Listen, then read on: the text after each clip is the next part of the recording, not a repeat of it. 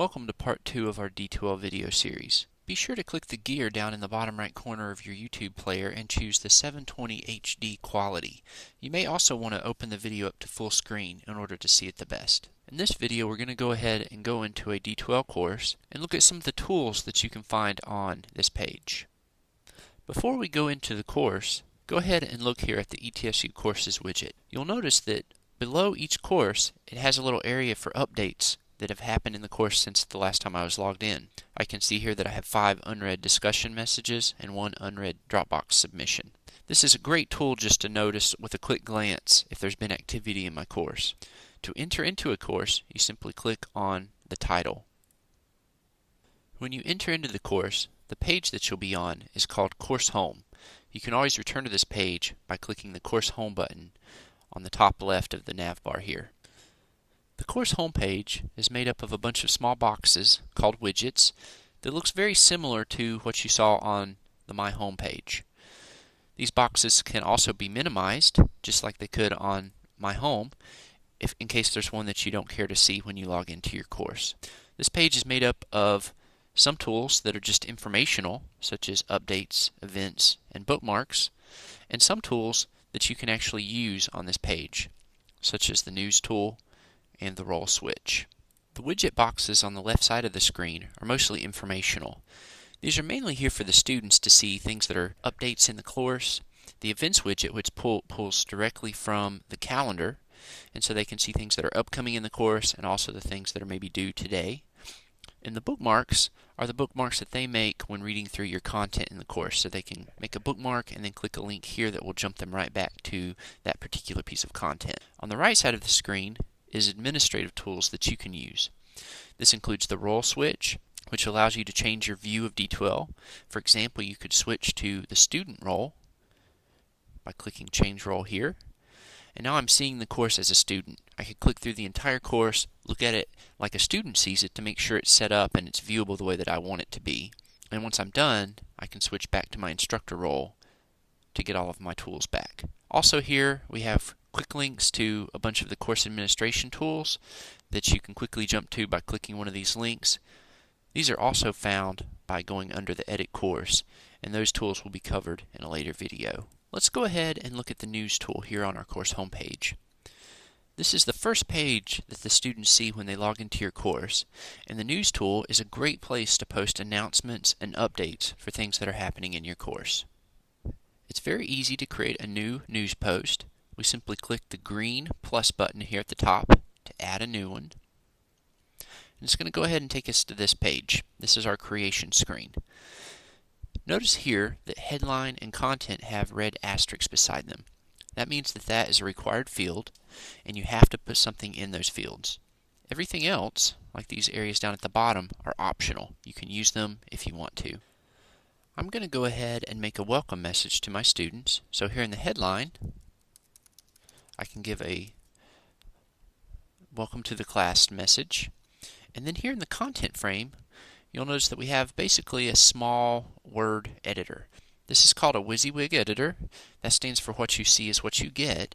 And basically what that means is that D2L is going to take whatever you put here, whatever you type and input, whether it's pictures or just text, and it's going to convert that to HTML. D2L is essentially just a kind of a souped up website, and so in the back end it is using HTML, but you don't need to know HTML in order to use this. You can simply type and use it like you would Word or some other word processing tool, and it's going to work in a very similar fashion. So here I'm going to go ahead and type a message.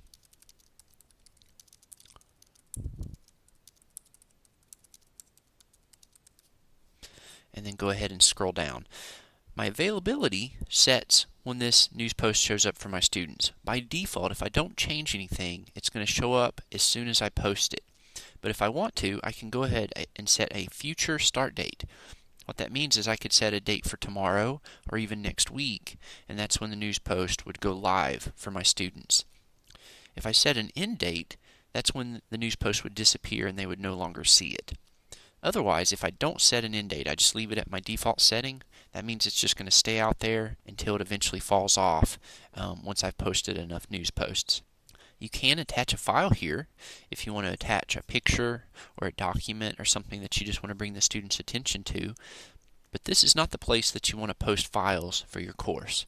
That is under the Content tool, and we're going to talk about that in another video. Once we get down to the bottom here, we have two options.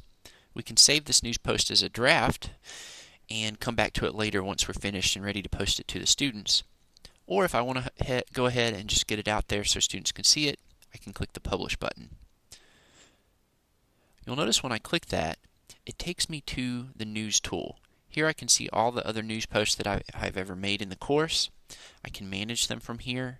The pencil is always going to be my Edit button in D2L. If I need to make an edit, maybe change some of the text, add a picture, add some more text, I can click the pencil to go back into that post and make a change.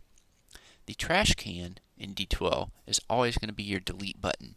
Anytime you see the trash can, that simply means that you can delete something. Now if I want to go back and see the news post that I just created, I can click back to Course Home, and there's the post that I just made. You'll notice on this page I still have access to my Edit button, my Trash button, and this small X here. The X is a way for me to dismiss this post from my view.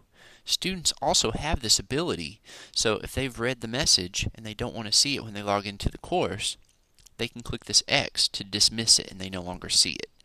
Now you may want this post to stay out there, or maybe in a week or so you decide, hey, I wish that post was still out there so students could see it. You do have the ability to push the post back out so that students can see it, and in order to do that, we're simply going to click on the pencil to go back to our edit screen. You can add some new text if you want to, or if you simply just want to push the post back out, you're going to come down and check here where it says Major Edit. If I check that box and come up and click Update, that news post is going to be pushed back out again to the students. When they come to the course homepage, they're going to see this news post again. Now to get back to the page we were on just a second ago after we created this news post, we can always click this small button right here, and that takes me back to the News tool.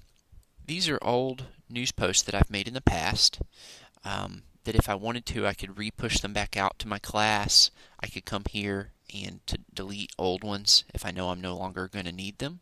Or I could simply click the new item here and create news posts from this tool. Also, if you have multiple news posts out that students are seeing, you may decide that you need to reorder them. So you want to change the order that they're listed in. You can use the reorder button right here, and I can change the sort order. So simply use these boxes, switch them around, and click Save once finished, and you'll notice that they switch around in that order. If I had these published out to my course, when I went back to Course Home, I would now see them listed in that order.